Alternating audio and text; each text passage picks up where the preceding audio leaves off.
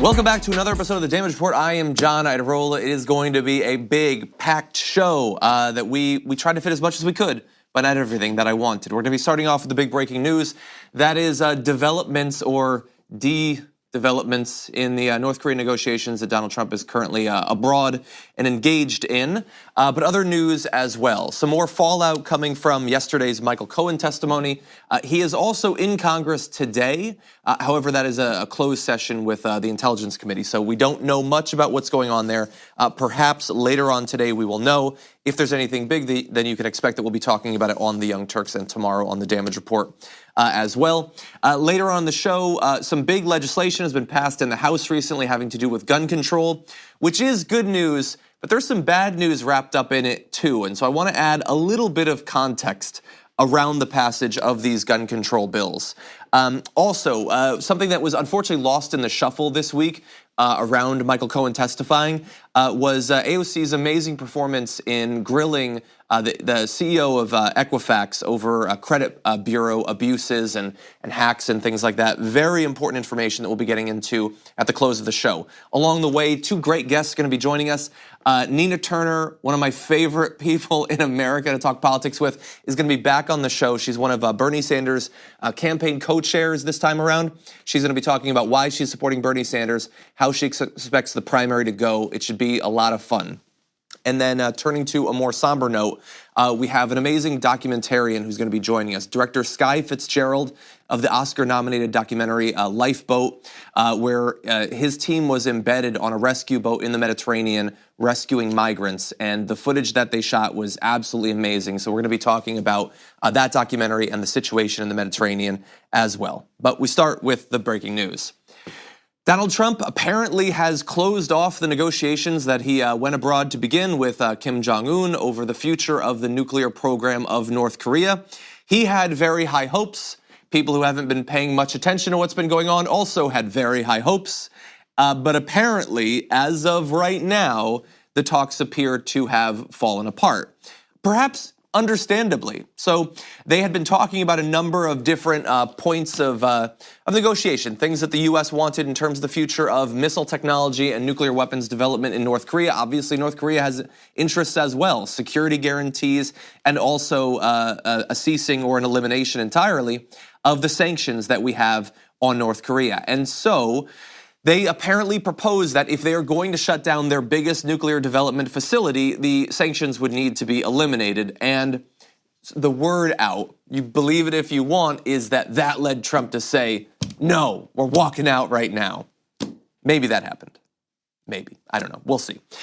So look, it could be that this is a negotiating tactic. I have not written any books on how to negotiate deals or the art thereof. He has, so I guess that he's the expert. And look, everybody is interested in eliminating the North Korean nuclear threat.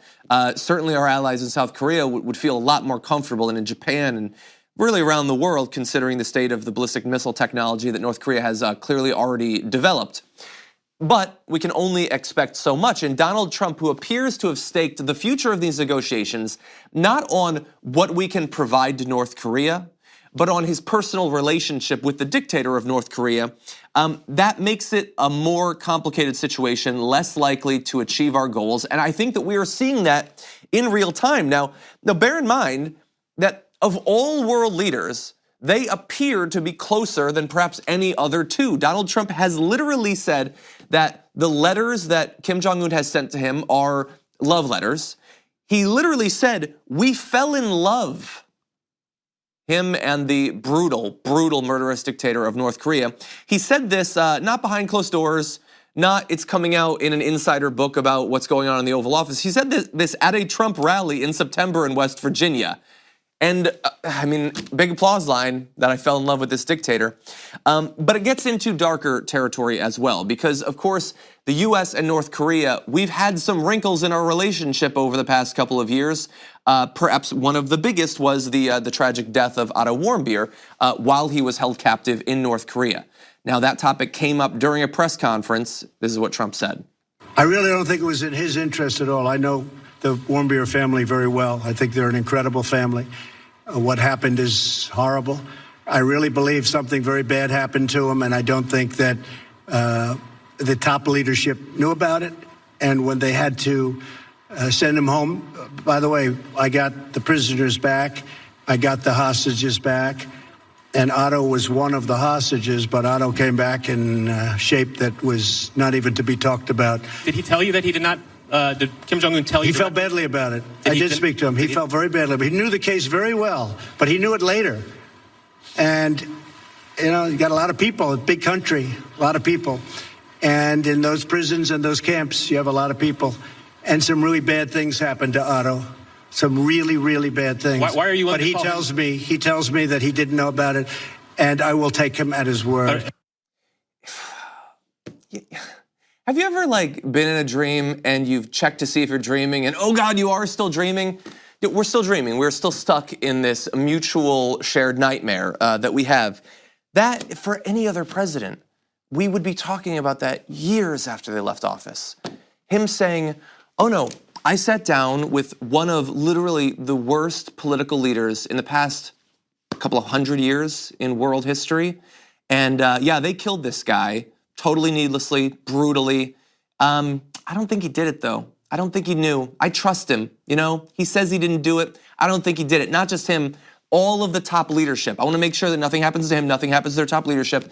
I trust them when they say what they knew or didn't happen in these, as he says, prisons and camps. This is not out of character for Donald Trump. I think that we understand at this point, when it comes to the credibility of the most brutal dictators, he is always going to be on their side. So quick little tour through his bromances. When asked by reporters if he believed the US intelligence community's assessment that the Kremlin interfered in the 2016 election, Trump said, President Putin says it's not Russia. I don't see any reason why it would be. I could see a few, I guess. When Khashoggi was killed just 5 or 6 months ago, he said King Salman and Crown Prince Mohammed bin Salman vigorously deny any knowledge of the planning or execution of the murder of Ms. Khashoggi. Our intelligence agencies continue to assess all information, but it could very well be that the Crown Prince had knowledge of this tragic event. Maybe he did, and maybe he didn't. Who's to say, and who's to care, more importantly? I don't care. I have an alliance with Saudi Arabia. It is my personal business interest that maintains, and so I trust the brutal dictator. If there's election interference, I benefited from it, so I trust the brutal dictator. And if I think I can score some points by pretending to make progress with North Korea, then I trust the brutal dictator. Just to quickly update you, he appears to know how bad things are there because he talks about how many people are held in these prisons and camps, some of the most brutal conditions on the face of the earth. As many as 120,000 people are held in North Korean political prison camps, according to UN estimates, where they're believed to receive little food and medical care, but plenty of abuse.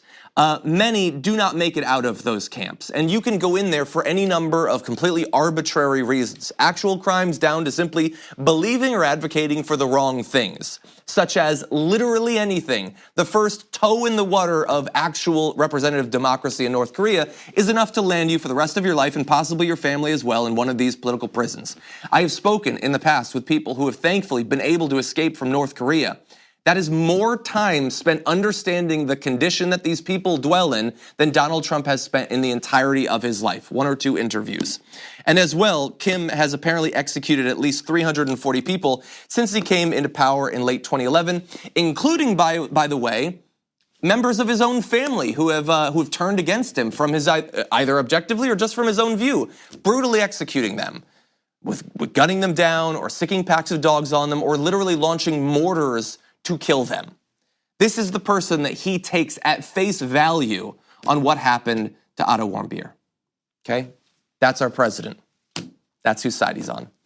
We're gonna take a short break. When we come back, Nina Turner's gonna be joining us. We're gonna be talking about the 2020 Democratic primary, why she has signed on a Bernie Sanders campaign after this. We need to talk about a relatively new show called the Republic, or UNFTR. As a Young Turks fan, you already know that the government, the media, and corporations are constantly peddling lies that serve the interests of the rich and powerful. But now there's a podcast dedicated to unraveling those lies, debunking the conventional wisdom. In each episode of On the Republic, or UNFTR, The host delves into a different historical episode or topic that's generally misunderstood or purposely obfuscated by the so-called powers that be, featuring in-depth research, razor-sharp commentary, and just the right amount of vulgarity. The UNFTR podcast takes a sledgehammer to what you thought you knew about some of the nation's most sacred historical cows. But don't just take my word for it. The New York Times described UNFTR as consistently compelling and educational, aiming to challenge conventional wisdom and upend the historical narratives that were taught in school. For as the great philosopher Yoda once put it, you must unlearn what you have learned. And that's true whether you're in Jedi training or you're uprooting and exposing all the propaganda and disinformation you've been fed over the course of your lifetime. So search for UNFDR in your podcast app today and get ready to get informed, angered, and entertained all at the same time.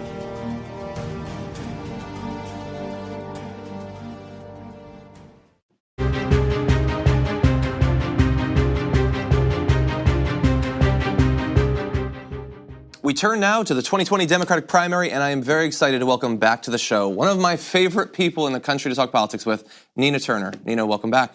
Thanks, John. Very excited to have you here, and congratulations, by the way, on being named one of the campaign co-chairs for Bernie Sanders' campaign. That is an awesome position for you, and you will obviously be a great deal of help to Bernie Sanders in his quest to be the nominee. Thank you. Certainly honored to serve in that capacity with dynamic, hard-working, for the people like Mayor Cruz, Congressman Ro Khanna, and the one and only Ben Cohen from Ben and Jerry's fame. Yeah, I was really lucky on Monday to actually have Ben on the show, and we talked about the campaign, a little bit about ice cream, two of my favorite topics. And so I want to ask you, I have some ideas why, but why are you supporting Bernie Sanders in this primary? Well, John, for the same reason I supported him in 2016, he has that heart and soul agreement that we really need to move this nation forward. He is authentic and he is true to his word.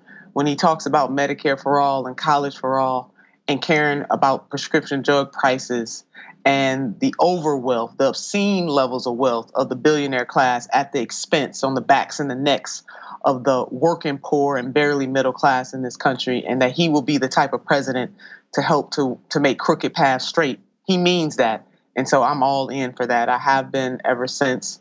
And I really do believe that he is a part of the fix that we need in this country. So the way that things have been developing, things seem to be moving fast in terms of a lot of people signing in elected office, signing on to policies that previously they didn't support and probably would have called radical pie-in-the-sky things. And then sort of the policy discussions that we're all having around things like the Green New Deal, potential wealth taxes, changing up our strategy on taxation of the wealthiest Americans. Do you see that the direction that the country is moving in and that at least is likely to dominate a lot of the conversation during the primary, is that going to benefit Bernie Sanders this time around? I think so. I mean, he was the one that had the courage to put those things. I mean, he's been talking about various aspects of what we're talking about right now for most of his career.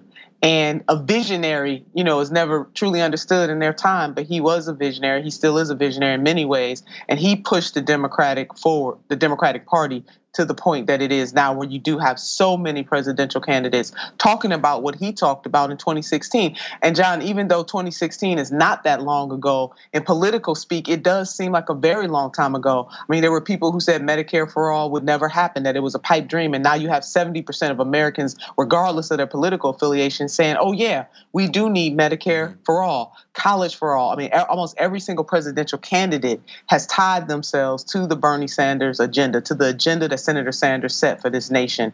And he is, he is in perfect position to continue what he started.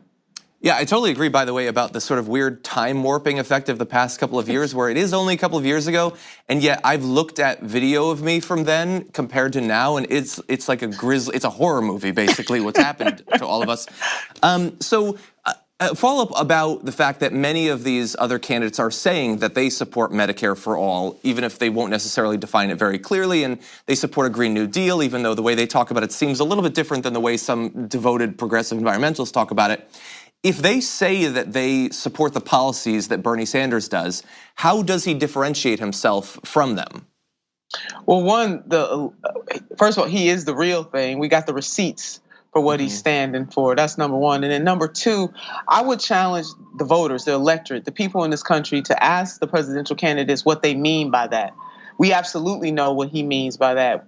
He got a question the other day about, Medicare for all and where will people, for example, be able to keep the health care that they have or the insurance. And he really boiled it down to this, John. It's not about the insurance. It's about people like their doctors, not necessarily a system. The system that leaves people underinsured, leave them uninsured. We have read stories of people dying because they couldn't get their insulin because the cost of prescription drugs are too high. So I challenge the voters to judge the candidates that are running by not just what they say out of their mouths, but what they have stood for. And Senator Sanders has been the most consistent champion for the everyday people of all walks of life, black, brown, yellow, red, and the swirl in between, than any other candidate that is running for 2020. We've got a pretty different field than we did the last time around. It's got, I think we checked earlier today, it was at 72 candidates, and probably more soon. And we know that already in just the little bit of time since he announced, the anti-Bernie online machine has spooled up. From your point of view, considering the way things look now, what do you think are going to be the biggest challenges for Senator Sanders this time around? And John, some of those are bots too. I do want to say that because I know that the Bernie-crats have been picked on and maligned, and sometimes they fight back. But I want folks to know we need to stand up for the candidate that we believe in, the candidate that we have endorsed, no matter who that is, and not get sidelined on the folks that are going on the anti-side. Of course, there are going to be people to challenge the senator. All of these candidates are going to be challenged. Now, whether or not the challenge is fair or not, we should challenge people on positions and policies. We should be hard on the issues and soft on people, but some of the nonsense that is going on social media, which is an artificial world that we all get caught up in, unfortunately.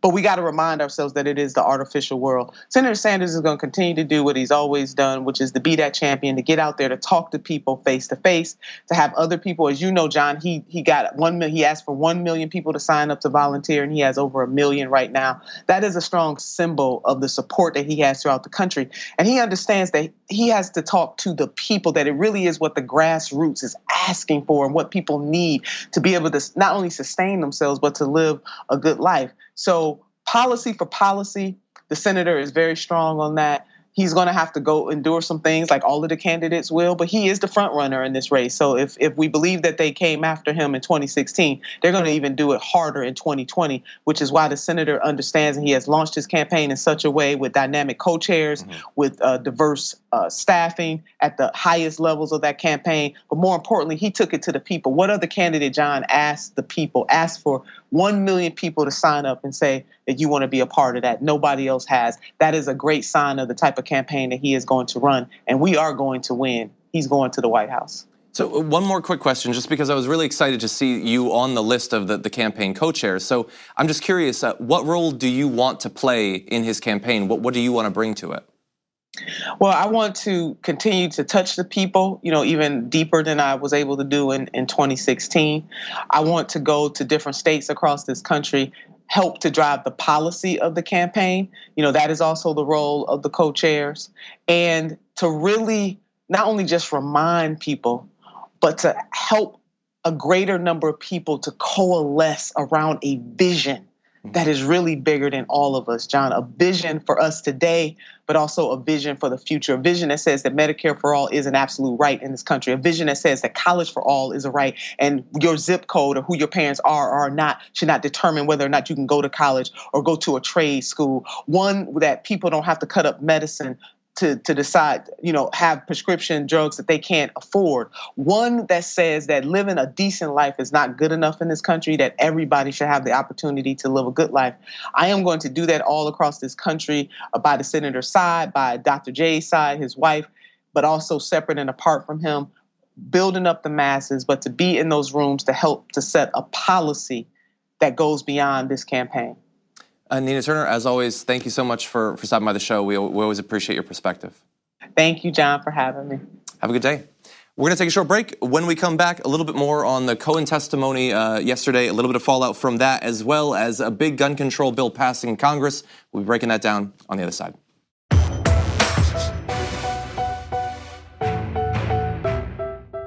Mark Meadows' decision yesterday to bring Lynn Patton to the Michael Cohen testimony in an act that many saw as using her as a human prop to defend Donald Trump from charges of being a racist, that got him in some hot water at the hearing, and it's become even worse for him since then. So at the time, after he did that, and there was a big online conversation during the hearings about that tactic and what it represented for him to have done it, for the Republicans to apparently think it's a good idea, Representative Rashida Tlaib said at the time, "It is insensitive. The fact that someone would actually use a prop, a black woman in this chamber, in this committee, is alone racist in itself."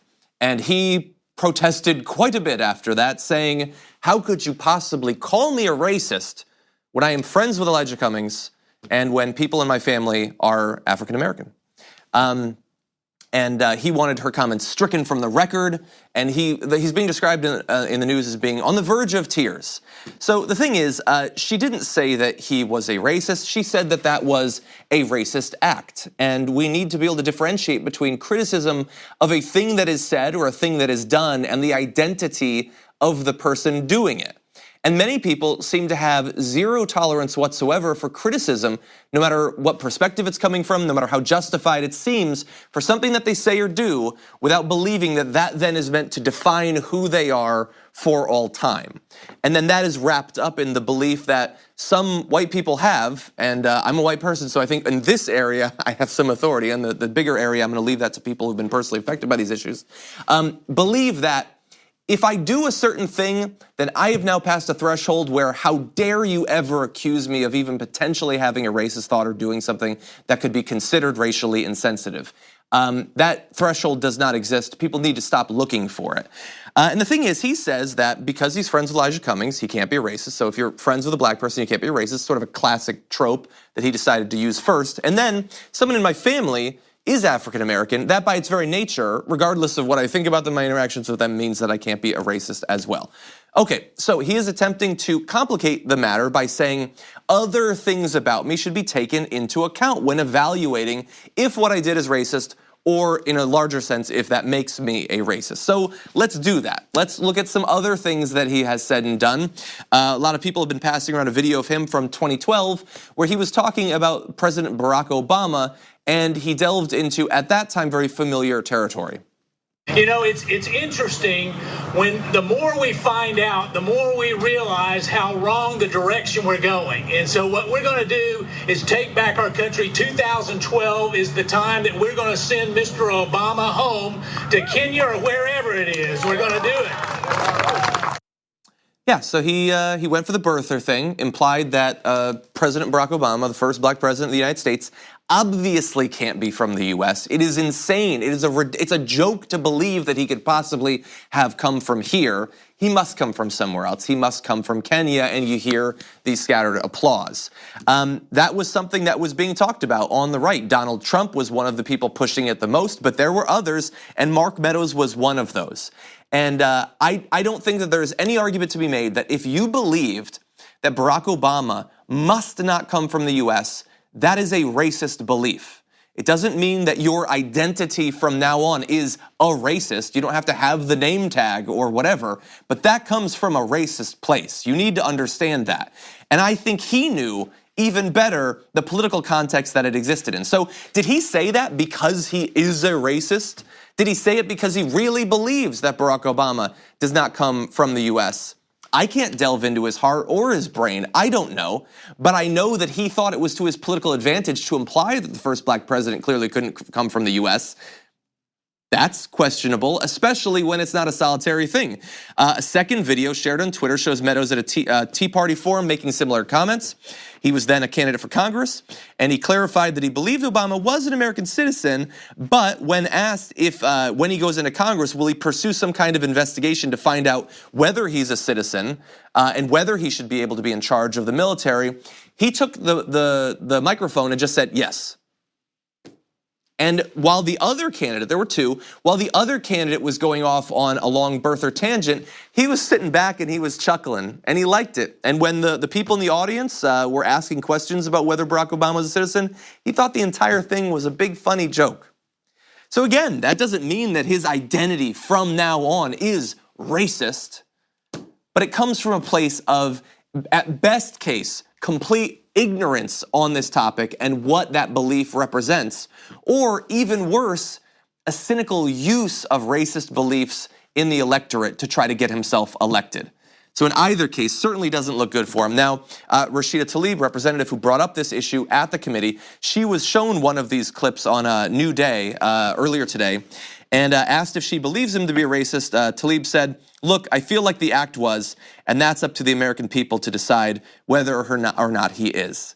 And if you're going to do that, please take into account the context that he would like to add, and also the context of what he has contributed to racial discourse in America during his time in elected politics. Now with that, we turn to other news. Some good news in Congress.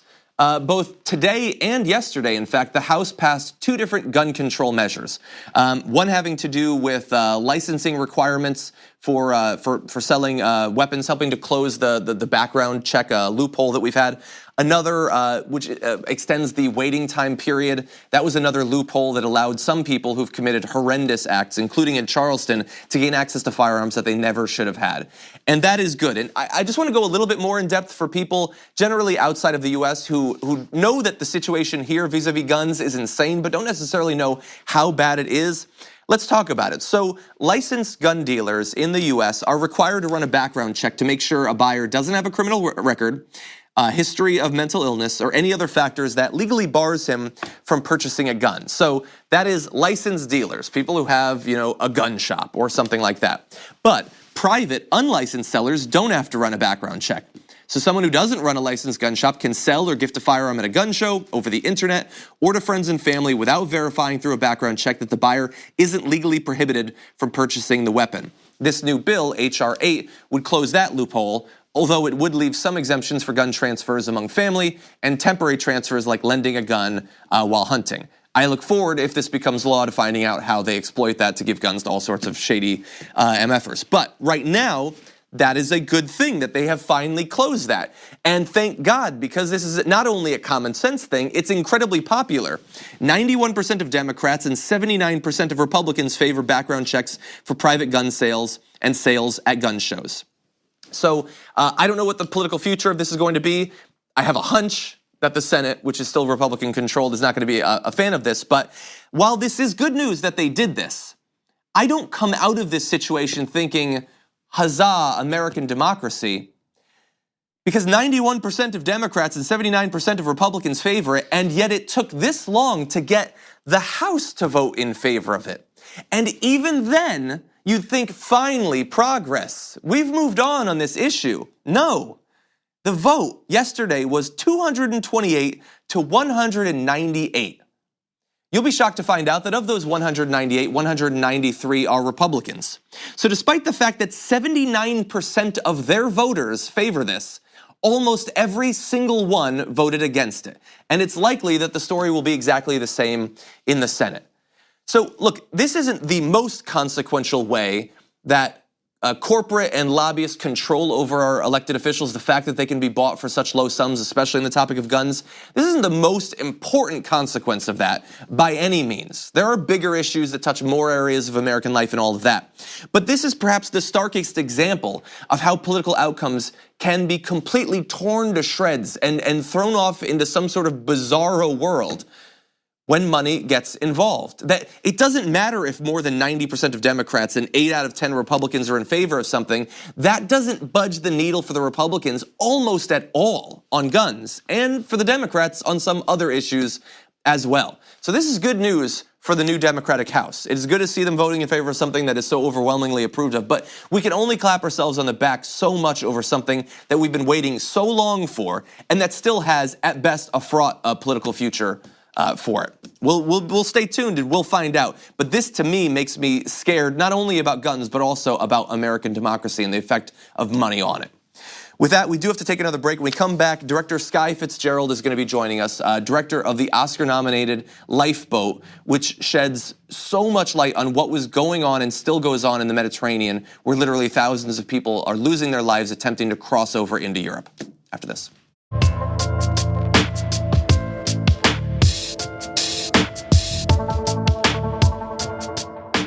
Over the past few years, tragically few people have paid any real attention to what's going on in the migrant crisis in the Mediterranean. And since then, even many of those people have apparently forgotten about how bad that situation was and is. And so I have all the respect in the world for people who do the work of trying to get people to understand the human tragedy that is playing out there. And one of those people I'm very glad to say is joining us on the show right now, director Skye Fitzgerald, director of the Oscar-nominated Lifeboat. Skye, welcome to the show. Oh, it's a pleasure to be here. Thanks a lot, John. Very glad to have you here. I very much enjoyed Lifeboat. Obviously, it's a dark, somber tragedy that plays out there. But I did a great job of making clear what is really going on. And so I wanted to ask you about why you engaged in this project and what the nature of it is. Who are you following, the people in the organization? Yeah. So. As you probably know, John, we're currently experiencing sort of the greatest humanitarian crisis of a generation, with the number of refugees who are in refugee camps right now, fleeing both wars in the Middle East as well as displacement due to climate change. So what we did is we felt it was really critical to try to shine a light on this as much as possible. So we're doing a trilogy of films called the Refugee Trilogy. Lifeboat is the second in that trilogy, which we filmed embedded with a small Berlin-based NGO called Sea-Watch that conducted a search and rescue operation off the coast of Libya. And so what I find amazing about is that the audience is seeing B-roll right there. I talked about that crisis quite a bit on our shows at the time, and I thought that I knew a lot about it, but seeing the footage again is such a reminder that when you hear about that these people are crossing on boats, it's like a loose use of that term. Like these are not capable of making that crossing, and so many people are on them. And so while you're showcasing individual stories, there's also these insane numbers that 1 in every 18 people who crossed drowned is listed in the movie. Literally thousands have died. And during the time of that documentary, that the organization rescues literally thousands of people. And so can you talk a little bit about the danger both of the crossing when these people attempt to cross over into Europe, but also the conditions that have led them to be willing to make that extremely dangerous crossing? Yeah, so the numbers when we filmed were that about 1 in 18 people who attempt this crossing perish in the attempt. And sadly and horrifyingly, they go into it knowing that those risks were very high. And they make that choice anyway. And they make it because what they're leaving behind is so much worse. We interviewed many asylum seekers during the course of filming Lifeboat. And if there was one narrative that emerged over and over again, it was that people were trafficked as soon as they crossed the border into Libya because it's a fractured nation state. And after they were trafficked, the women were repeatedly raped. The men were often turned into slaves, modern-day slaves, and forced to work in rock quarries, often just breaking rock with sledgehammers for no pay. And it was only after they were able to secure funds from family members from their country of origin that they even had an opportunity to leave this modern form of slavery and take this risk to get on the raft, which wasn't seaworthy, to try to cross the channel. So even though the risks were great, the rafts were often not seaworthy at all. All of them echoed this sentiment that was better than staying where they were and risking multiple rapes, risking being a modern-day slave. So the conditions were horrific, and they haven't gotten any better since we filmed, sadly. And can you talk to us about both Sea-Watch and also John Castle, the captain of one of the boats in the film? This organization, what sorts of resources do they have? I mean, obviously they're up against a titanic struggle to help these people. What do they have access to? How is that going? So Sea-Watch is this German-based NGO made up completely of volunteers, and that's one of the inspiring parts of this to me personally as a filmmaker. When I learned that, there were thousands of asylum seekers drowning in the Mediterranean because the EU nation states hadn't intervened quickly or properly to save those in distress, and that there was this very small NGO who had heard about this and of their own accord decided that, as a civil society entity, they could intervene and save people's lives. So Sea-Watch is this very small NGO based in Berlin that saw this problem as humanitarians decided we can do something about this, purchased a retrofitted research vessel, 30 meters long, and put together an all-volunteer crew to motor down off the coast of Libya and start saving lives. And they did it because they felt like it was the right thing to do. And they continue to try to do it despite very stiff and difficult political right-wing rhetoric throughout Europe. So it was a challenge then. It's even more of a challenge now. John Castle, the captain of the vessel, was an amazing individual. He spent most of his adult life volunteering with organizations like Sea-Watch. He also was the original captain of the Rainbow Warrior, Greenpeace's anti-whaling vessel. And he would work on commercial captain jobs only long enough to save enough money so he could go out and volunteer with organizations like this again. So he was deeply inspiring to us during the course of filming, and I think to everyone around him.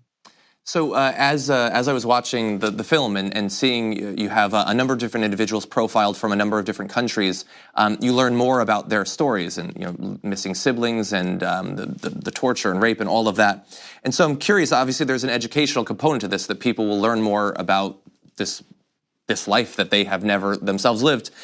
Based on your interviews, what other misconceptions about the migrant experience and what these people go through would you want people to better understand after seeing this film?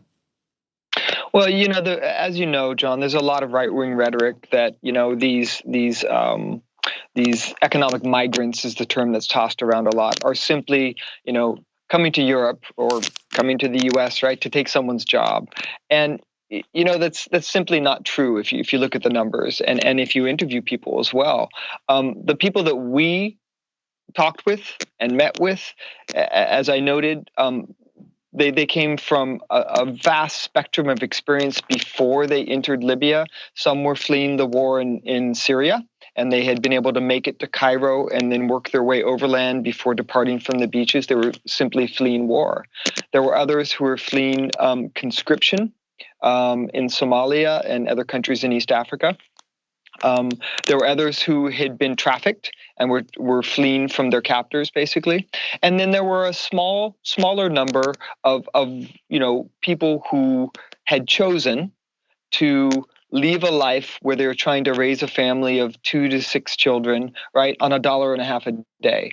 And they decided that it was a better choice for them to try to give their children food every day than to stay where they were. So if you want to term that economic migrants, great. But there are people who are simply trying to survive, who are trying to make a better life for themselves.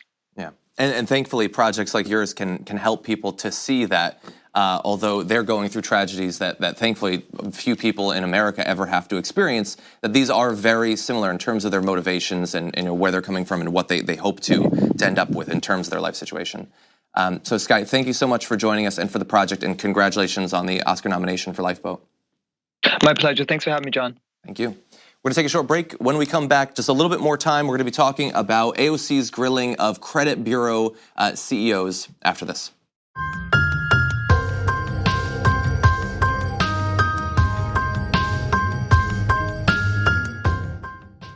So if you're an American, there's a good chance that you are being screwed over by the major credit bureaus, both in ways that you can recognize by trying to figure out information, fix errors and things like that, but also in a lot of ways that aren't clear. And sometimes it takes news of a gigantic data breach to make clear how ridiculous a system we've set up for credit reports and credit scoring. Representative Alexandria Ocasio-Cortez gets that and is able to communicate it, like with other issues, in a way that few can. And so this started earlier this month when a Twitch streamer tweeted about how difficult it is to fix your credit score when you were already poor and how they hurt each other, those situations. And she responded saying, a good moment to note that in the wake of the Equifax scandal, privatized credit scoring is a dice game and the credit score system is very broken too. If only someone could do a financial services hearing about that. Well, it turns out there was someone. It was her. And so a little bit later on this month, she did that. And so she was speaking with Mark Begor, CEO of Equifax, and they had a couple of extremely important interactions that I want to show just a few snippets of. So first, on consent. How much consent do we actually provide to these corporations? What happens from all of that? Do consumers or everyday people ever explicitly consent to giving their data to you? Is that for me again, Congresswoman? Sorry. There is not a consent by the consumer to give us the data. So consumers own their data, but credit bureaus collect their information without their consent. That's correct, Congresswoman, but as we talked earlier in the testimony, there's a number of tools available to consumers to really control their data and freeze it or lock it. But there's no way that they can prevent you from collecting it. Yeah, I love that follow-up. So she asked him, so you do this without consent, right? And you can tell that it flashes through his mind, I don't want to be the guy saying that I do stuff without consent, but I got nothing. So yeah. Like some of the information that will more than any other determine what happens to you economically in so many different areas of your life, literally from getting loans, being able to get a mortgage for a house and all that, to even getting certain types of jobs and all of that can be determined by information that you have very little control over. You don't even necessarily know all the people that are looking at it. If there are errors with it, you have little recourse to actually do something about that. And this guy can talk about freezing and blocking and stuff.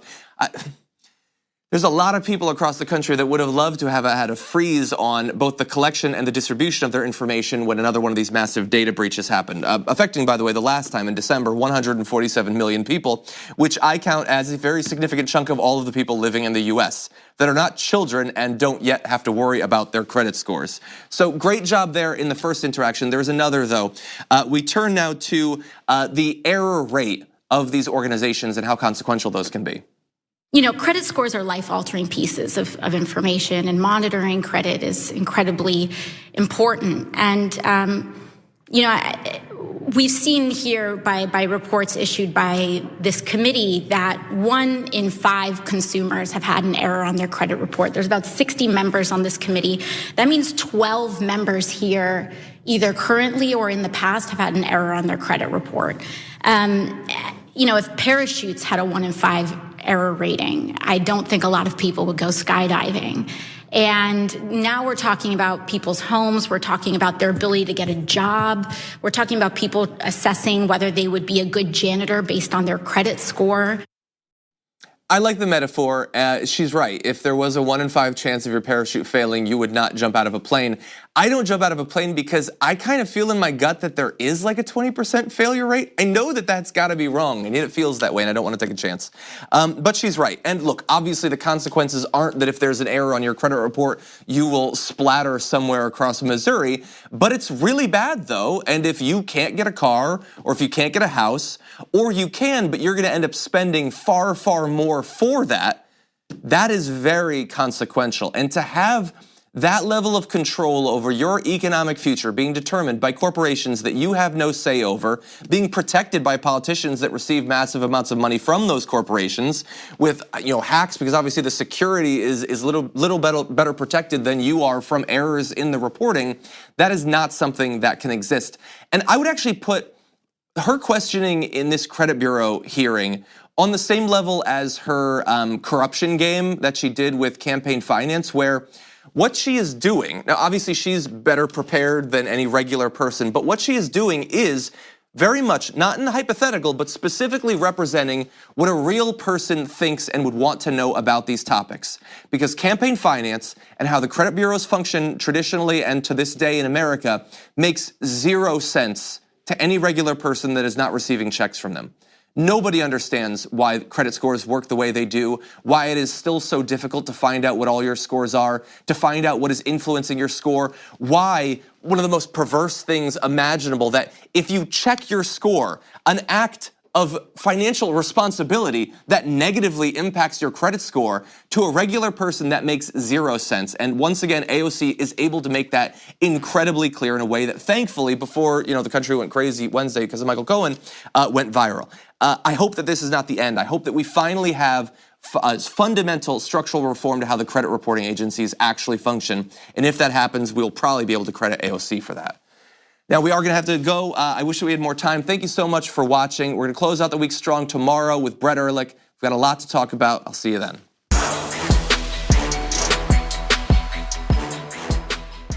Thanks for listening to the full episode of The Damage Report. Support our work, listen ad-free, access members-only bonus content, and more by subscribing to Apple Podcasts at apple.co/TYT. I'm your host, John Adarola. I'll see you soon.